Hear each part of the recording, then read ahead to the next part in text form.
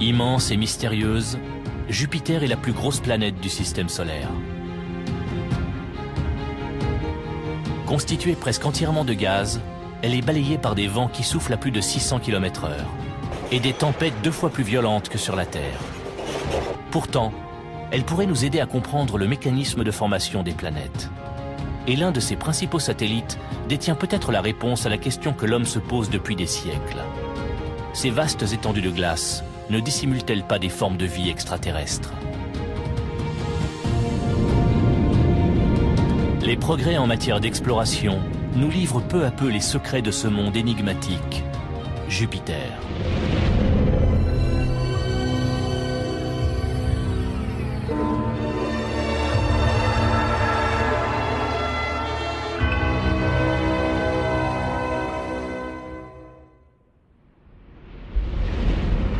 Au cours des 50 dernières années, différentes missions spatiales nous ont fait découvrir des mondes inconnus, comme les montagnes de Mars ou les lacs de méthane de Titan, le satellite de Saturne.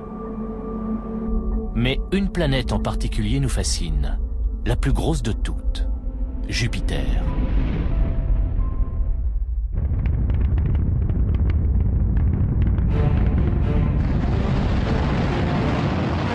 La plupart des informations dont nous disposons sur cette géante nous ont été fournies par la sonde Galileo, lancée par la navette Atlantis en octobre 1989. Chaque nouvelle découverte est un pas de plus vers une meilleure compréhension de cette planète et de ses lunes, les satellites galiléens, mais aussi de la formation de tout le système solaire.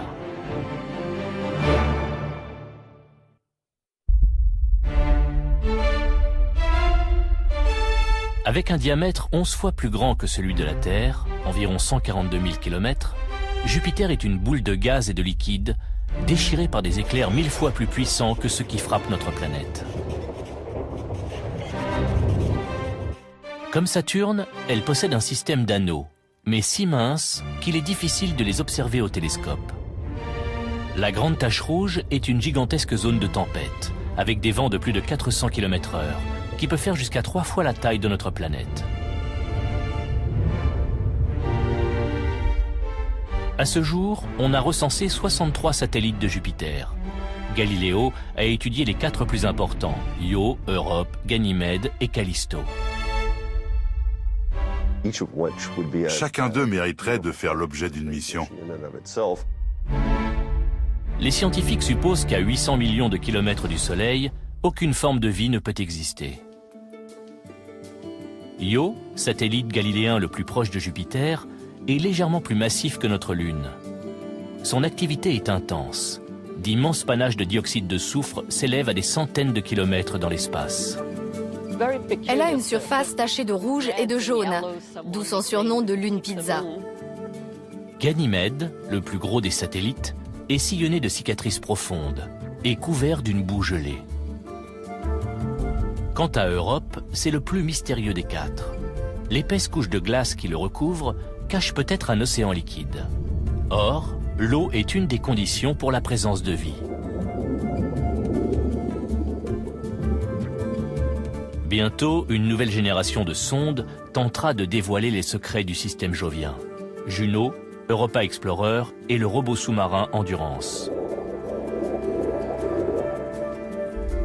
3 missions, un seul objectif, partir à la découverte de ces mondes étranges.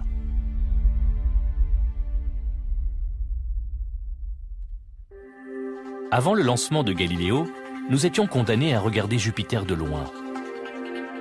Puis, dans les années 1970 et 1980, Pioneer et Voyager nous ont envoyé les premières images de Jupiter et de ses lunes, soulevant du même coup d'innombrables interrogations. Comment Jupiter s'est-elle formée? Qu'est-ce qui déclenche ces tempêtes titanesques? Et pourquoi ces lunes sont-elles toujours actives sur le plan géologique? Avant d'y répondre, il a fallu résoudre un problème tout simple. Galileo ne pouvait emporter une quantité de carburant suffisante pour arriver à destination. Les ingénieurs de la NASA ont dû trouver un autre moyen pour l'expédier jusqu'à Jupiter. Ils ont eu une idée géniale. Au lieu d'aller directement vers Jupiter, on ferait d'abord un crochet par Vénus. En passant à proximité de Vénus, puis de la Terre, et en utilisant l'effet de fronde gravitationnelle, Galiléo s'est rechargé de l'énergie nécessaire pour se propulser vers Jupiter.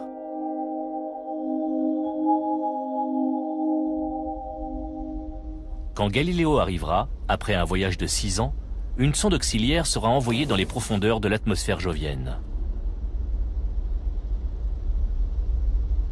Elle aura moins d'1 heure pour analyser cet environnement.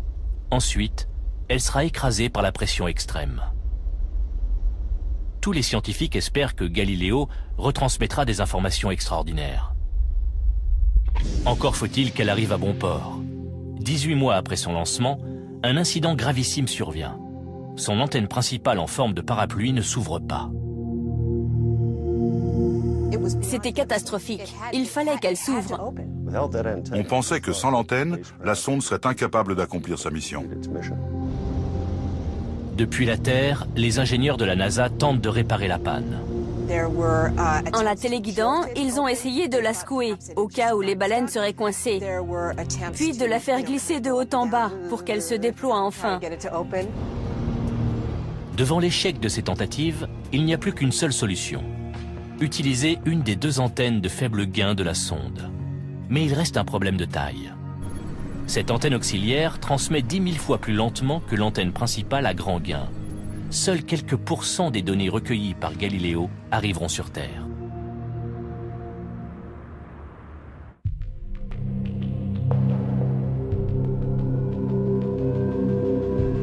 Durant la dernière phase d'approche, Galiléo va assister par hasard à la collision entre une grosse comète et Jupiter. La sonde est la mieux placée pour observer cet événement exceptionnel, susceptible d'apporter la réponse à une question fondamentale. Comment Jupiter s'est-elle formée ?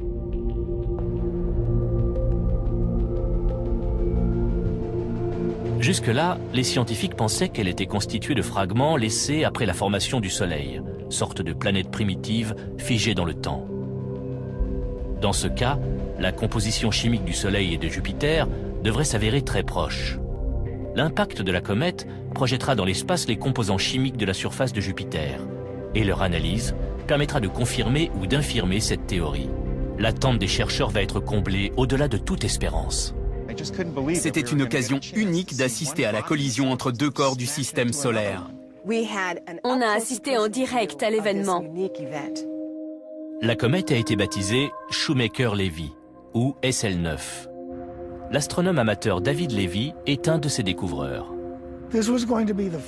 C'était la première fois qu'une comète s'écrasait sur une planète. Du moins, la première fois qu'on y assistait.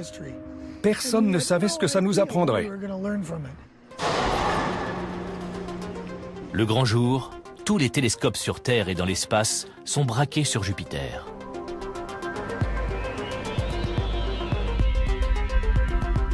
Certains scientifiques pensent que l'atmosphère épaisse de Jupiter va avaler la comète sans laisser de traces. D'autres espèrent que le choc éjectera de la matière provenant du cœur de la planète, fournissant des indices essentiels sur sa composition. Le plus gros corps du système solaire heurté par une comète minuscule. La majorité des scientifiques pensaient que ça ferait juste pchit. Quelle chance on a eue! Sous l'effet de la force d'attraction de Jupiter, la comète se désintègre en 20 fragments, dont certains de plus d'1,6 km de long, qui foncent vers la planète gazeuse. Sur Terre, les astronomes du monde entier vont assister à un spectacle étonnant.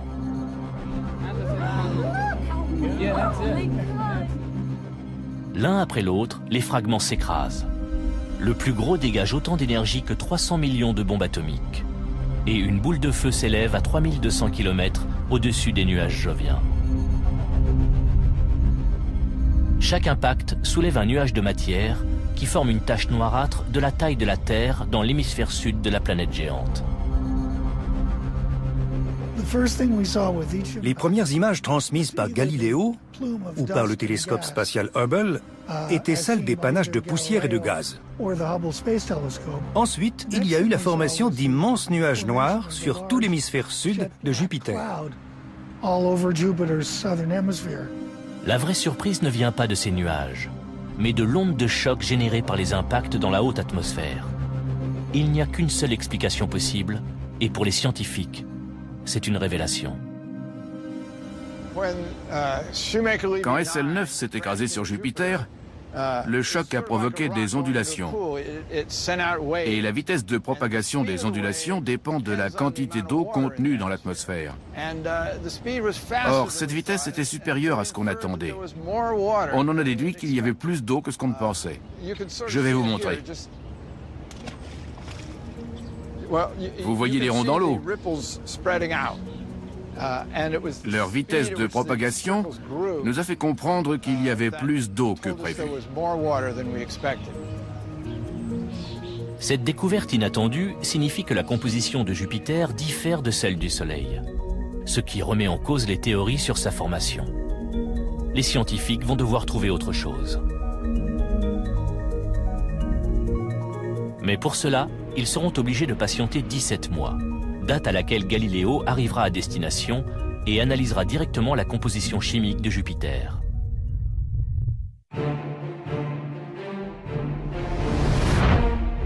Un an après la collision entre la comète SL9 et Jupiter, Galiléo arrive bientôt à destination. L'enjeu de la mission est énorme. Les scientifiques savent désormais que la quantité d'eau présente sur Jupiter est peut-être 10 fois supérieure aux estimations initiales. Si cela se confirme, ils devront trouver une nouvelle explication à la formation de cette planète étrange. Afin d'analyser l'atmosphère jovienne, Galiléo va envoyer une microsonde dans les nuages de Jupiter. Celle-ci mesurera également la vitesse des vents et la température à différentes altitudes.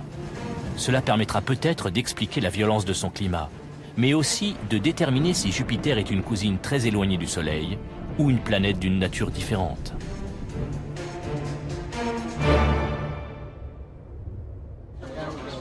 Le centre de contrôle déclenche la mise à feu de 3 boulons explosifs. La microsonde se détache de Galiléo et entame sa descente vers l'atmosphère jovienne. Une fois la sonde auxiliaire en route, Galiléo remet ses moteurs en marche et se place en orbite autour de la géante gazeuse. Les images transmises sont des milliers de fois plus détaillées que toutes celles qu'on a pu voir jusqu'alors. Mais 2 mois plus tard, nouvel incident. L'enregistreur tombe en panne. Les ingénieurs se sont rendus compte que quand il fonctionnait à très grande vitesse, la bande avait tendance à chauffer et à coller. On a reconfiguré l'appareil de manière à le faire tourner à faible vitesse et à n'utiliser qu'une partie de ses capacités. Ces 2 incidents, l'antenne et le magnétophone, ont singulièrement limité la quantité de données et leur vitesse de retransmission. Cette seconde panne porte un coup dur à la mission. 5 mois ont passé depuis que Galiléo a lancé la microsonde. Bientôt, elle s'enfoncera dans l'atmosphère de la planète pour mesurer entre autres la quantité d'eau qu'elle contient.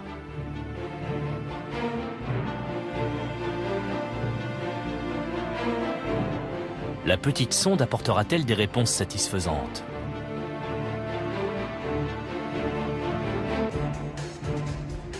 Elle va pénétrer dans l'atmosphère à plus de 170 000 km/h. À cette vitesse, elle relierait Paris à Berlin en moins de 30 secondes. Jupiter est si grosse qu'elle accélère tout objet à une vitesse énorme. Le problème majeur pour une sonde, c'est de résister à la chaleur et de ne pas s'enflammer. La microsonde va devoir supporter une température de plus de 15 500 degrés, 2 fois plus que celle de la surface du Soleil. C'est une quantité d'énergie comparable à celle dégagée par une explosion nucléaire. La microsonde doit entrer dans l'atmosphère jovienne en respectant un angle bien précis. Si elle arrive trop à la verticale, elle s'enflammera. Si elle arrive en rasant la surface, elle ricochera comme un caillou sur l'eau.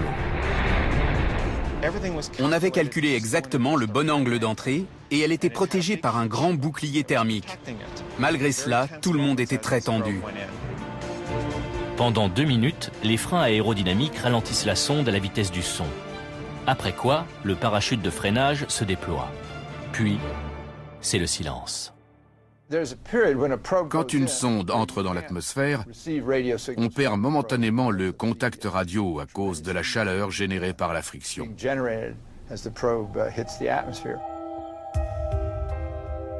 En s'enfonçant à 200 km à travers l'atmosphère jovienne, la microsonde recueille de nombreuses données qu'elle transmet à Galiléo, qui, à son tour, les envoie sur Terre. Elle a essayé de répertorier tous les composants de l'atmosphère de Jupiter. De quoi est-elle faite? Quels sont les gaz rares, le néon, l'argon ou le krypton? En quelle quantité? Quelle quantité d'eau y a-t-il? Les chercheurs sont convaincus que la sonde va finir par traverser la couche de vapeur d'eau révélée par le choc avec la comète et fournir des indices essentiels sur la formation de Jupiter. Lors d'un colloque avec des scientifiques, j'ai même annoncé que j'étais prêt à parier $10 avec chaque participant que la sonde trouverait plus qu'une certaine quantité d'eau. Au lieu de cela, la sonde dérive à travers des couches de gaz diffus. Elle est tombée pile au milieu d'une zone de courant descendant, une trouée sèche au milieu des nuages. Où est l'eau tant espérée? Jupiter possède manifestement des zones sèches et des zones humides. On a découvert des formations météorologiques persistantes, des zones qui se déplacent, dont on n'avait jamais soupçonné l'existence. Toute l'équipe retient son souffle. La sonde continue de descendre, mais toujours aucun signe de présence d'eau.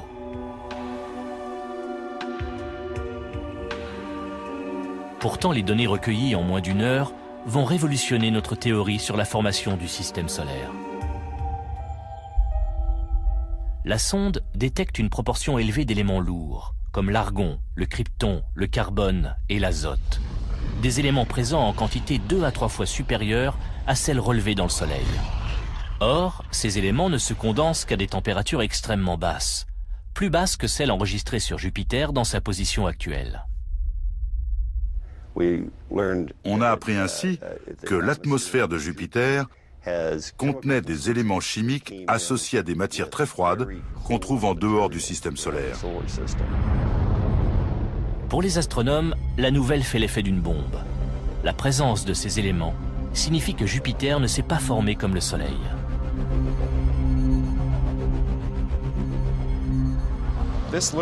Cette microsonde a réduit à néant toutes nos théories sur la formation des planètes. On n'avait rien compris au processus ni au système solaire primitif. La communauté scientifique est sous le choc. La géante gazeuse aurait-elle pu se former à l'extérieur du système solaire, dans un environnement plus froid, avant de migrer jusqu'à sa position actuelle? À moins que les éléments lourds et l'eau n'aient été apportés par des comètes et des astéroïdes. Au bout de 58 minutes, la sonde cesse d'émettre et prend feu en rentrant dans l'atmosphère basse de Jupiter. Elle a fourni des renseignements inestimables sur la planète, son atmosphère et sa formation. Mais de nombreuses interrogations subsistent.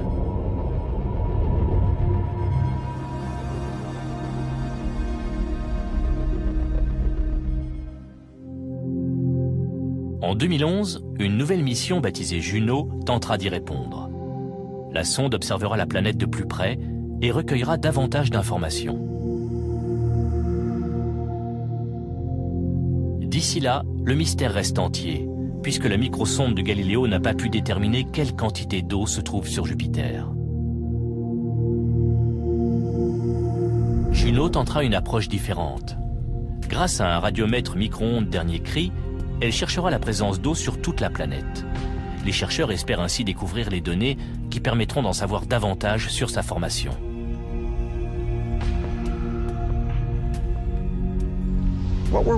Juno sera chargée de trouver les ingrédients qui constituent Jupiter. Grâce à eux, nous pourrons reconstituer sa composition et expliquer comment les planètes se forment. En orbite à 21 000 km au-dessus de Jupiter, Galiléo va bientôt s'attaquer à une autre grande inconnue, la météo de la planète gazeuse. Comment des tempêtes peuvent-elles atteindre jusqu'à 3 fois la taille de la Terre et durer plus de 3 siècles?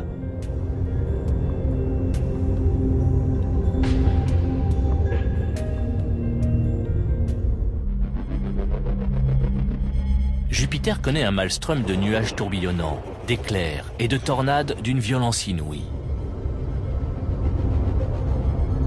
Sur la Terre, ce genre de manifestation est déclenché par la chaleur solaire. Mais Jupiter est à plus de 800 millions de kilomètres du Soleil. Il doit donc y avoir une source d'énergie qui alimente ces phénomènes. La principale caractéristique de Jupiter est la grande tache rouge. Une tempête dont les nuages culminent à 8 km au-dessus de l'atmosphère jovienne et surplombent une sorte de magma d'éléments chimiques. La tache est rouge parce que les composants chimiques emprisonnés au centre ont été cuits par les rayons ultraviolets et sont devenus rouges. Les astronomes ont constaté la présence de la grande tache rouge depuis au moins 300 ans. Sur Terre, même les ouragans les plus importants ne durent pas plus de 2 semaines. Comment se fait-il que la tempête la plus violente du système solaire fasse rage depuis des siècles? Les scientifiques pensent trouver des éléments de réponse en étudiant ces orages plus modestes. Au départ, ils pensaient filmer en action la grande tache rouge et d'autres tempêtes. Ils espéraient ainsi décortiquer les mécanismes de ces anticyclones turbulents. Mais avec l'antenne principale à grand gain hors service, cette solution s'avère impossible. Les ingénieurs sont obligés de mettre au point une nouvelle méthode d'observation. Au lieu de filmer en continu pendant des heures, on a décidé de saucissonner l'opération. On a observé la tache rouge pendant une période donnée à plusieurs heures d'intervalle et on a mis les images bout à bout. La sonde est braquée sur une zone de turbulence émaillée de petites taches blanches causées par ce qu'ils pensent être des convections, des courants ascendants rapides. Pour prouver qu'il s'agit bien d'orages, les scientifiques doivent localiser une autre caractéristique jovienne. Des éclairs 1000 fois plus puissants que sur Terre, visibles uniquement de nuit.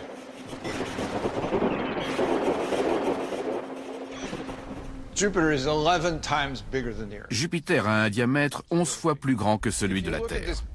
Elle est énorme. Sur ce globe, on repère quelques petits points d'un blanc intense, très petits.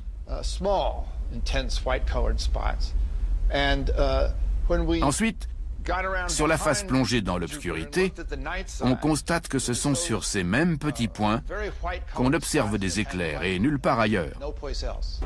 Ça nous a permis d'identifier la position des orages. L'étape suivante consiste à découvrir si ces petits points blancs sont susceptibles de grossir. Une fois de plus, Galiléo se trouve au bon endroit, au bon moment. Dans les années 1930, on avait noté la formation de 3 zones ovales. 60 ans plus tard, 2 d'entre elles ont fusionné brusquement. Grâce à Galiléo, les scientifiques suivent la fusion de 2 des 3 zones ovales en un orage plus puissant. 2 ans plus tard, la 3e est absorbée à son tour, donnant naissance à une tempête imposante dans une ceinture située sous la grande tache rouge. Peu à peu, elle est devenue rouge elle aussi, comme la grande tache rouge, mais elle était plus réduite. Baptisée tache rouge junior, elle pourrait nous aider à découvrir la source d'énergie qui alimente ces ouragans spectaculaires. Les tempêtes de Jupiter sont cannibales et avalent les orages plus petits. C'est ainsi qu'est née la grande tache rouge. C'est comme dans la chaîne alimentaire, les gros poissons mangent les plus petits. Sur Jupiter, les petits orages sont les premiers fournisseurs d'énergie. Le phénomène explique la provenance de cette énergie, mais pas la durée extraordinaire de ces tempêtes. Compte tenu des conditions météo sur Jupiter, elle devrait s'autodétruire. Sur Terre, les tornades s'épuisent rapidement, alors que sur Jupiter, elles durent des années. La planète gazeuse possède la vitesse de rotation la plus élevée du système solaire. Elle tourne 2,5 fois plus vite que la Terre. D'après Jonathan Hornoux, paradoxalement, cette rotation rapide expliquerait la stabilité des tempêtes joviennes. Dans les systèmes où la rotation est rapide, les tourbillons durent longtemps. C'est très surprenant. On s'attendrait à ce qu'ils se déchirent, mais ce n'est pas le cas. Toutes ces missions nous ont appris qu'ils sont très homogènes et très stables. Quand on injecte 2 colorants différents dans une cuve d'eau qui tourne sur elle-même, le résultat est étonnant. On s'attend à ce que très vite tout se mélange, mais ce n'est pas le cas. Au lieu de cela, on assiste à la formation de deux grands tourbillons qui sont persistants et homogènes. Dans un système de fluide en rotation, on pourrait penser que les différents colorants vont se mélanger et se brouiller. Mais en fait, on obtient de grandes structures très semblables à la grande tache rouge.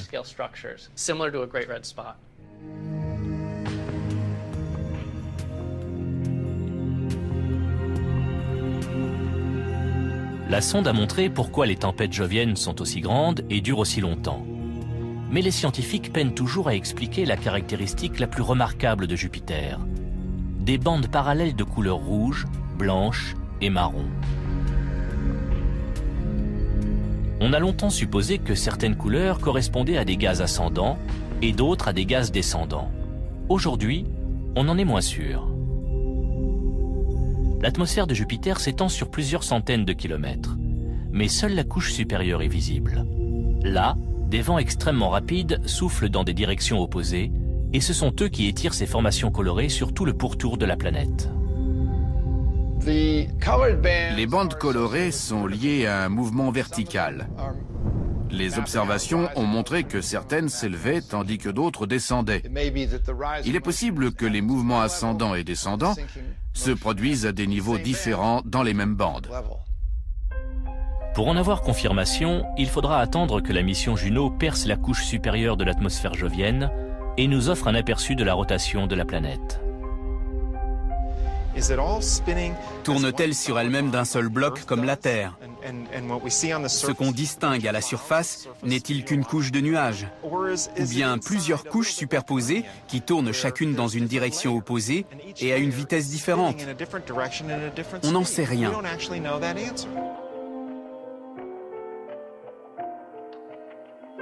Juno tournera autour de la planète 32 fois, et chaque révolution durera 11 jours. Elle passera au-dessus des pôles nord et sud en se déplaçant latéralement, de manière à balayer une nouvelle tranche de la planète. Pour la première fois, la sonde dressera la carte complète de l'atmosphère jovienne sur plus de 560 km d'épaisseur. Jupiter révélera peut-être enfin les secrets de son système météorologique complexe. Les spécialistes ont compris que les tempêtes perdurent grâce à la vitesse de rotation élevée de la planète. C'est elle aussi qui alimente son champ magnétique d'une puissance remarquable. Nous pourrons étudier ce système et le comparer avec ce qui se passe sur Terre. Toutes ces données nous aideront à comprendre notre propre planète. Le champ magnétique terrestre, ou champ géomagnétique, est généré par les mouvements du fer en fusion autour du noyau.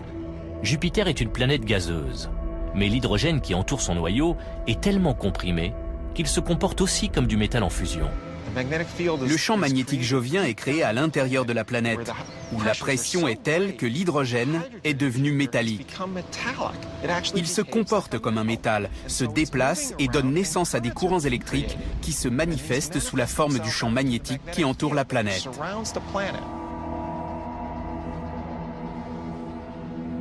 Ce champ magnétique est d'une puissance colossale. La magnétosphère s'étend jusqu'à Saturne et au-delà, et retient des particules ionisées et des gaz. Elle est immense, de 50 à 100 fois la taille de Jupiter. Et sous l'effet des vents solaires, sa queue s'allonge jusqu'à l'orbite de Saturne. La magnétosphère jovienne est le plus grand champ magnétique céleste du système solaire.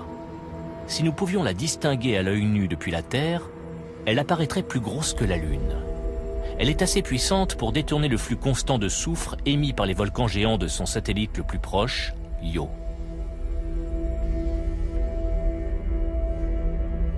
Entraînées vers les pôles de Jupiter, ces particules donnent naissance à un spectacle époustouflant. Comme la Terre, Jupiter a des aurores polaires, appelées boréales dans l'hémisphère nord et australes dans l'hémisphère sud.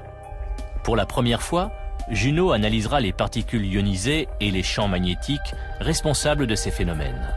On va les survoler de près et on va plonger sous les ceintures de radiation pour aller jusque de l'autre côté.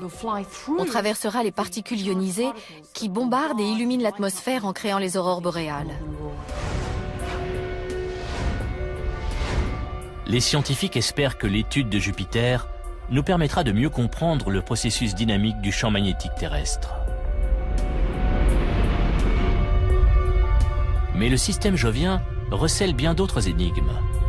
Contrairement à la nôtre, ces lunes connaissent une intense activité géologique. Se pourrait-il qu'elles abritent des formes de vie?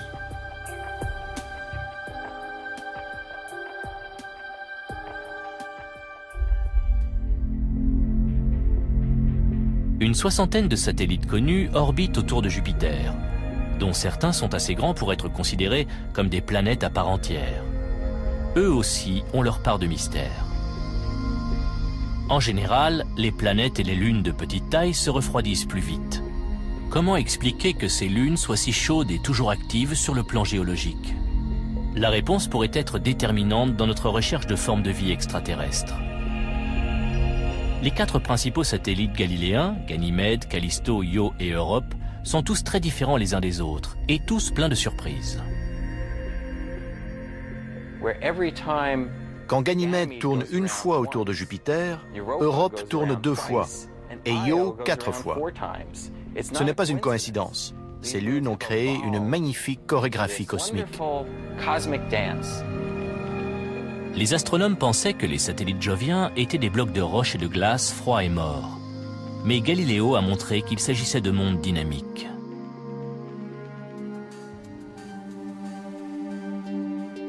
Première étape pour la sonde, Ganymède, la plus grande lune du système solaire. Si elle orbitait autour du Soleil au lieu de Jupiter, elle serait considérée comme une planète à part entière. Les images de la NASA montrent un paysage de montagnes, de vallées, de cratères et de rivières de lave refroidies. Les premières informations qui parviennent de la sonde étonnent les équipes scientifiques. Le magnétomètre enregistre une activité. Je n'en suis pas revenue. Ça prouvait l'existence d'un champ magnétique. Je me suis dit, je n'y crois pas. Ganymède est la seule lune du système solaire qui possède un champ magnétique propre, ce qui paraît incompréhensible, car le satellite devrait être complètement gelé. Or, l'existence d'un champ magnétique signifie que son noyau est liquide. On pensait qu'un corps de la taille de Ganymède aurait refroidi depuis la naissance du système solaire, c'est-à-dire 4 milliards d'années. Normalement, il aurait dû être solide. Cette découverte nous a obligés à revoir notre théorie de l'évolution de Ganymède. La présence de ce champ magnétique soulève de nouvelles interrogations sur la formation des planètes. Il s'est vraisemblablement produit quelque chose dans le passé de Ganymède. Un événement catastrophique qui a réchauffé le satellite. Galiléo a montré que Ganymède était un monde fascinant avec une histoire très complexe. Un monde à part entière. Mais la sonde Galiléo détecte aussi un second champ, plus variable. Ça nous indique l'existence probable d'un océan liquide sous la surface de Ganymède. Les chercheurs supposent que cet océan est profondément enfoui sous la croûte de glace qui recouvre le satellite. L'orbite de la sonde Galiléo l'entraîne loin de Ganymède, mais les surprises ne sont pas terminées pour autant.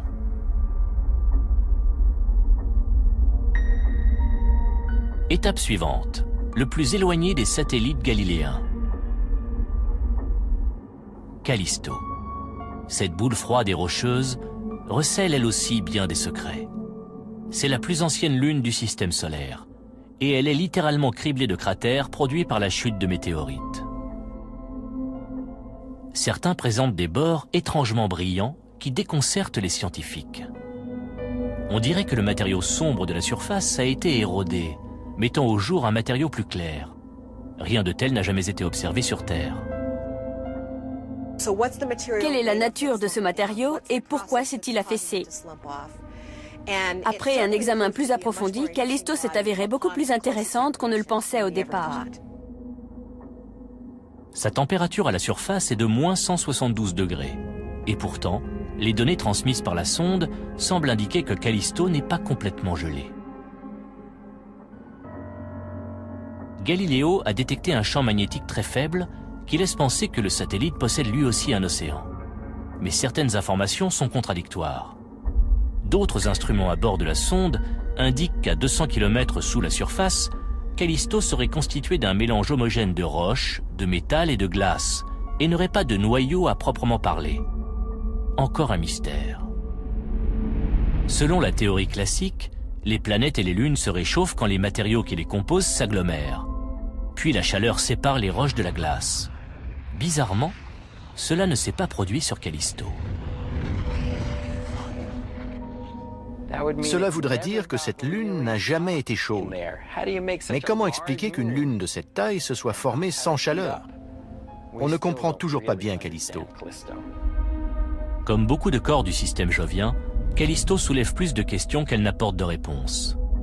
On ignore ce qui se passe à l'intérieur, et on ne sait même pas quel matériau couvre sa surface.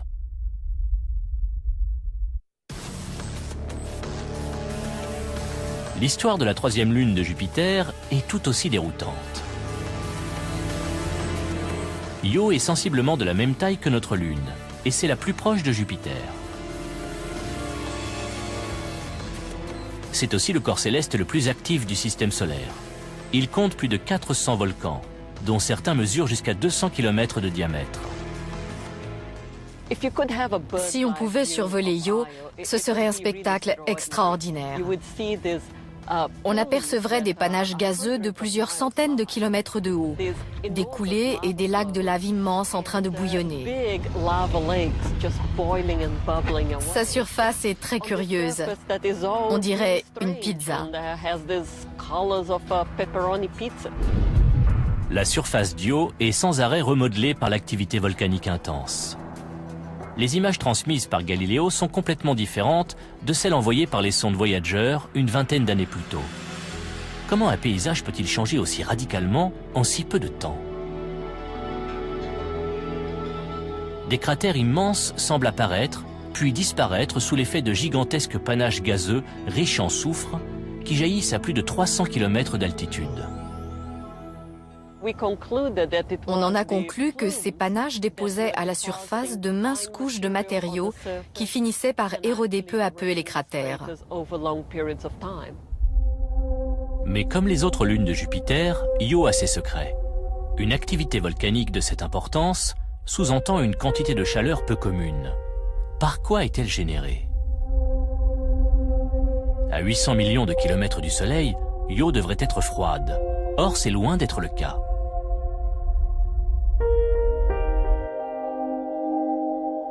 Le champ gravitationnel jovien maintient Io sur une orbite rapprochée. Mais pendant sa révolution, le satellite passe également dans le champ d'attraction d'Europe et Ganymède, qui attire Io dans la direction opposée. Ceci entraîne un phénomène de déformation qui provoque une chaleur intense. Lorsque les grandes lunes de Jupiter orbitent simultanément autour de la planète, ça provoque un mécanisme de tiraillement, de poussée et de compression. Ce sont ces mouvements qui génèrent un échauffement important par friction et qui font fondre les roches volcaniques sur Io. Ça déclenche un effet de marée très semblable à celui de la Lune sur les océans terrestres. La différence est que la surface d'Io se soulève de plus de 90 mètres. Imaginez ce que ça donnerait si l'écorce terrestre se soulevait de 90 mètres à Los Angeles. Pour les scientifiques, c'est une nouvelle surprise. Un satellite façonné par des forces si puissantes qu'il s'étire comme un caramel mou. Mais aussi étonnant soit-il, Io n'est peut-être pas le plus étrange des satellites galiléens. La dernière étape sur le chemin de Galiléo est Europe.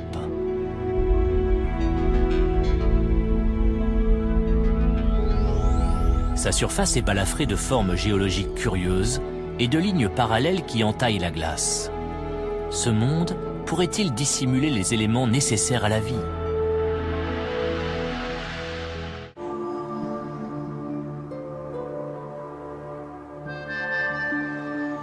Les images d'Europe transmises par les missions précédentes révèlent une lune d'un blanc rosé.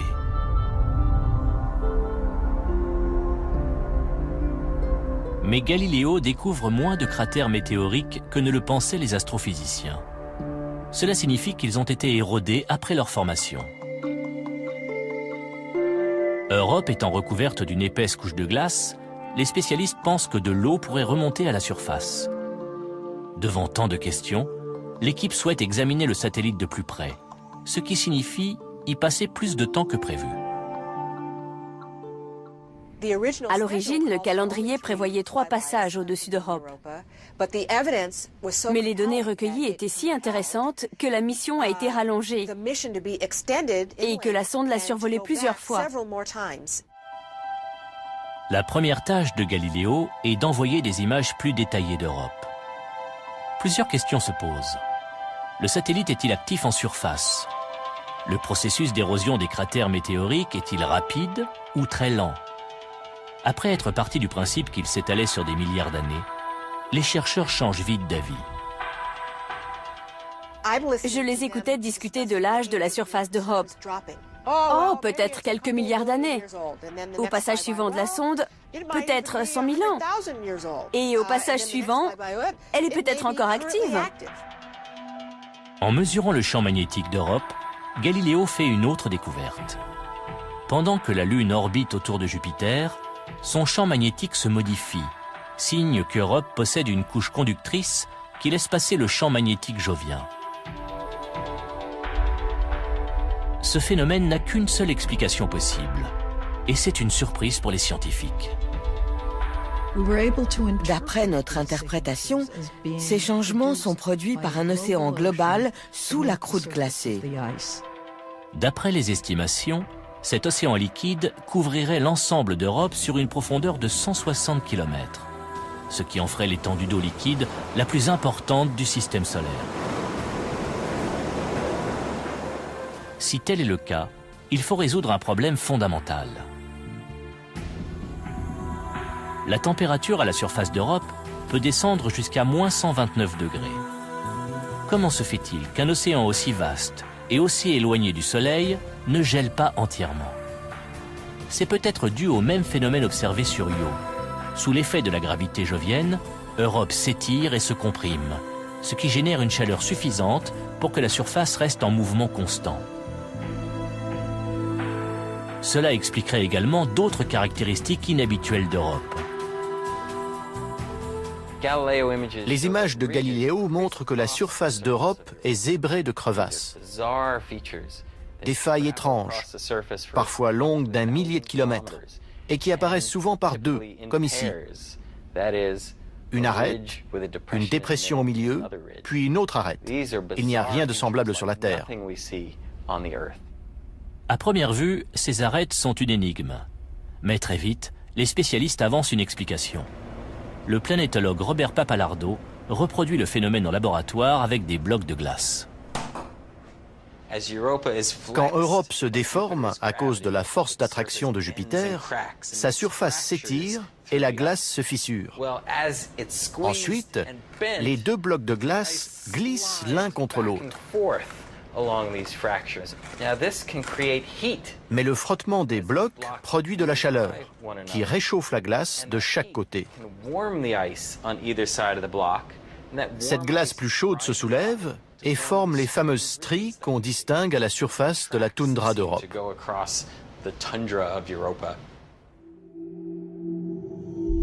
Ce monde en mouvement constant est une preuve de l'existence d'une source de chaleur sous la glace.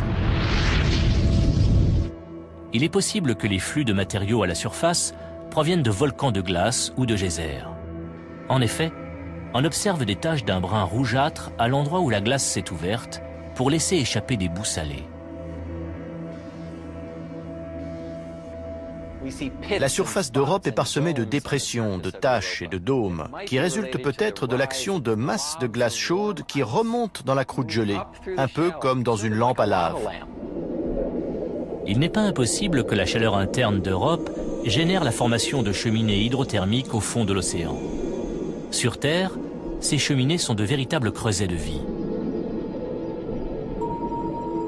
D'après les données transmises par Galiléo, il y aurait du gaz carbonique gelé à la surface d'Europe. Peut-être vient-il de l'océan sous-glaciaire. Si l'information est confirmée, ce serait une avancée décisive, car le CO2 est essentiel à l'apparition de la vie. Mais y en a-t-il pour autant sur Europe? Là où il y a de l'eau, il y a des chances pour que la vie et les ingrédients nécessaires à la vie existent. Sur Europe, justement, on trouve tout cela. Si nous trouvons une forme de vie dans l'océan sous la surface d'Europe, ce sera une avancée prodigieuse qui nous permettra de comprendre si nous sommes seuls ou non dans l'univers.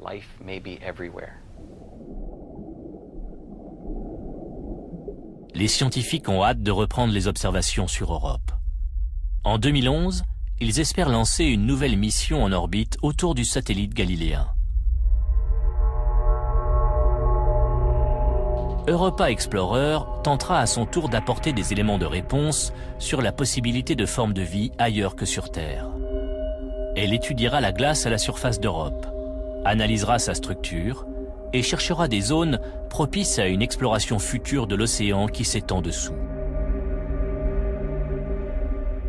On veut mesurer précisément la gravité, cartographier la surface grâce à un radar, étudier la composition de la surface et comprendre sa structure géologique, mais aussi cerner le mécanisme de sa déformation due aux marées qui génère la chaleur interne et fait craquer l'épaisse couche de glace. Le principal outil de la mission est un radar, qui fournira une carte en 3 dimensions de la croûte gelée d'Europe. Ainsi, les chercheurs connaîtront son épaisseur exacte. À quel niveau se trouve l'océan sous la surface? Est-ce un océan global? Quelle profondeur fait-il? Toutes ces questions sont fondamentales. Dès que les spécialistes connaîtront l'épaisseur de la couche de glace, ils pourront s'attaquer au problème suivant. Comment passer dessous? Ce sera l'objectif d'une nouvelle mission. Cette fois, la sonde ne se contentera pas d'orbiter autour d'Europe. Elle se posera pour explorer son océan souterrain. Endurance est déjà au travail en Antarctique. Ce robot est le premier d'une nouvelle génération de sondes sous-marines capables de fonctionner également sous la glace. Le but de ses concepteurs est de mettre au point un véhicule complètement autonome. Endurance doit pouvoir prendre des décisions tout seul. Jusqu'à présent, tous les véhicules envoyés dans l'espace étaient téléguidés par les ingénieurs. Là, ce sera différent, d'où les essais effectués en Antarctique. Actuellement, Endurance explore un lac caché sous une couche de glace de près de 4,50 mètres. Un jour peut-être, un robot de ce type partira en quête de formes de vie sur Europe. Mais avant, il doit réussir à briser la glace. Faire fondre une couche aussi épaisse demande une énergie énorme. Il faudra mettre au point un système nucléaire pour y parvenir. Et même ainsi, ça prendra des semaines, voire des mois. On pourrait imaginer un engin qui fasse fondre la glace pour aller jusqu'à l'océan liquide, afin d'explorer ce qui s'y trouve.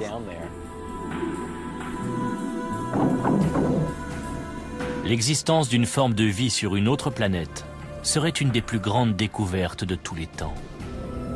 Il ne s'agit pas de poissons, de baleines ou d'un monstre du Loch Ness, mais de microbes. Se pourrait-il qu'il y ait des organismes unicellulaires dans l'océan d'Europe? Même si on ne trouvait qu'une bactérie, ce serait extraordinaire. Mais qui sait, peut-être y a-t-il des formes de vie plus sophistiquées là-dessous. Trouver des organismes, même primitifs, aurait des répercussions profondes. Si la vie existe dans les océans sur Europe, ça voudra dire qu'elle existe probablement dans presque tous les environnements riches en eau. Ce serait une découverte incroyable.